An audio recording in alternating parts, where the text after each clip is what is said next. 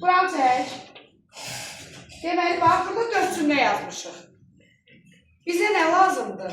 Bu la ünsürünün 3 funksiyası var. Tərtəm verir.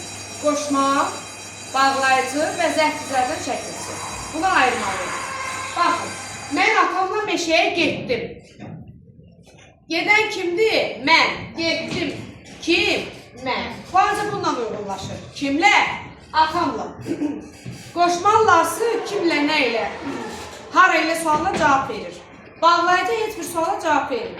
Deyir ki, bu qoşmağa qoşulduğu sözlə mənaçaları yaradıb suala cavab verir. Bağlayıcının heç bir xüsusiyyəti yoxdur belə. Ancaq bağlayır. Suala cavab verə bilir. Düzdür?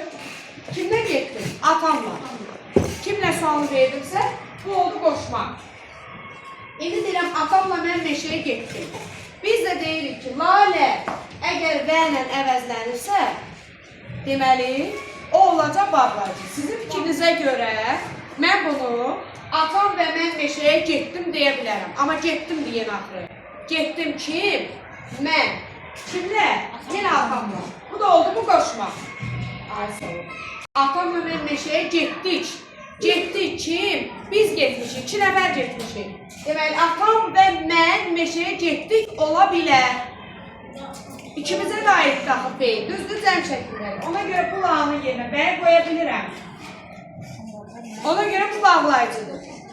Bu isə, burada heç bir sual verənmədim. Ona görə bağlayıcıdır. Burada isə cəsarətlə vuruşurdu. Nə edirdi? Vuruşurdu. Kim? O. Necə?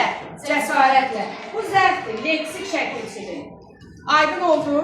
İndi məsələn, bir dənə bu cümlə var. Deyir ki, hər tərəf güllərlə, otlarla bəzəlir. Sizin fikrinizcə, deməli, nə ilə otlarla, düzdür? Bu qoşmadır.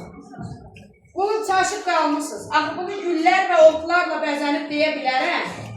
Düzdür? Ay sağ ol. Amma burada vergül işlər çoxdur. Vergül varsa, bağlayıcı ola bilməz. Dedi axı, bəli, la, onun yanında. Vergül ola bilməz. Ona görə bu da qoşmadır. Bu da qoşmaq. Niyə? Vergül olduğuna görə. Nə ilə güllərlə, nə ilə otlarla? Aydın oldu?